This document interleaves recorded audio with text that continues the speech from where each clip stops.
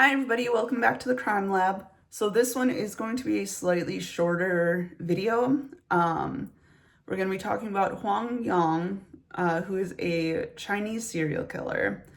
I couldn't find a ton of information about his early life, especially, or kind of the stuff that led up to his killings.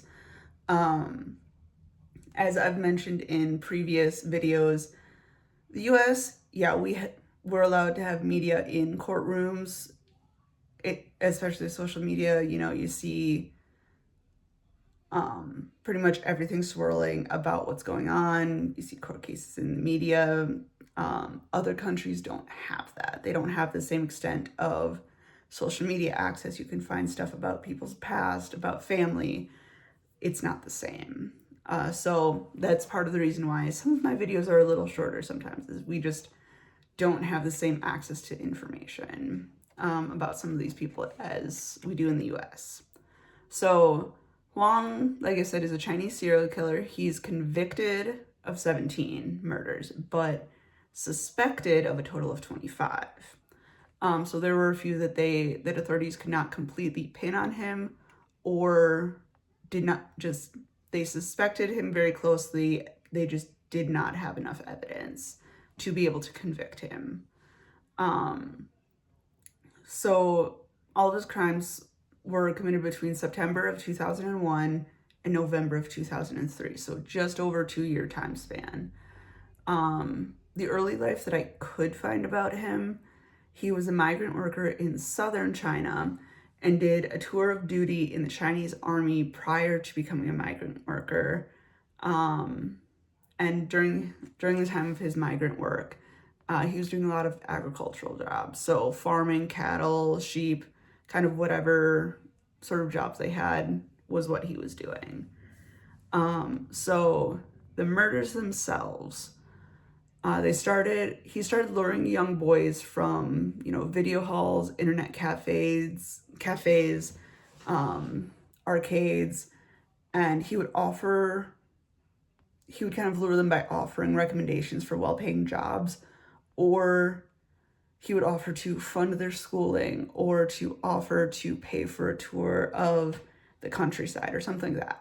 He would kind of lure them using a monetary situation. So then when they would go to his house, he would be like, hey, come over and stay the night.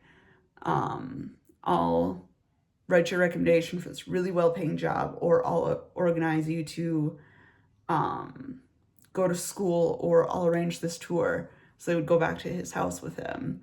He would then drug them. So put it in think Jeffrey Dahmer, if you know the Jeffrey Dahmer case, how he would put drugs in their drinks outside of getting them drunk. Similar sort of idea. And then he would strangle them with a rope. There were times, this was not in every case, but there were times where he would allow them to come back and then torture them some more. So kind of like for some people that have like a sex kink, how they want to do like breath play, where they're like, oh, choke me until I like pass out and then bring me back, sort of thing. Same sort of idea, only his was not sexual. From what I could find, his was not a sexual thing. It was merely just he wanted to have that control over these people. And when he was arrested and interrogated by police after his final murder, he told them that he chose to victimize young boys because killing women and girls would make him see himself as less of a hero. He felt that he was doing the world some good by killing boys. So his final murder took place in November of 2003. It was a 16-year-old boy named Zhang Liang. I apologize if I'm saying that incorrectly. And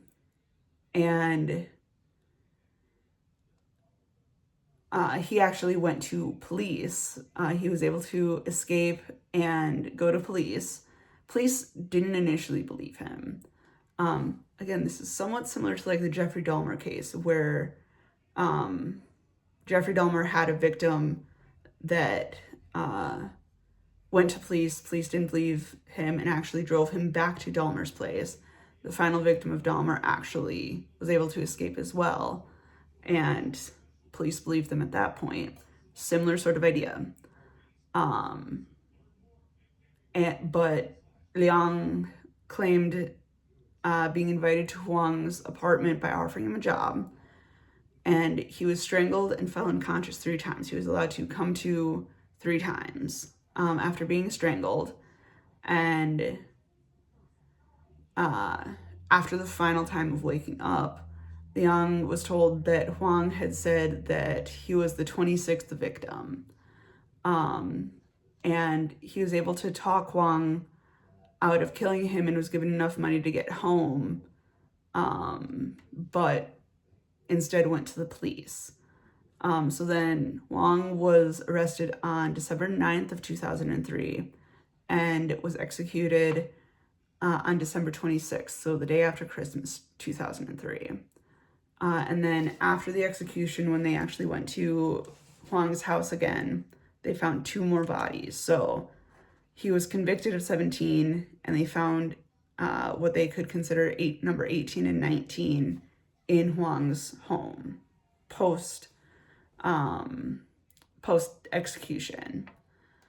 Like I said, this was a shorter video, but some of the details that I was able to find were kind of shockingly similar to Jeffrey Dahmer from Wisconsin.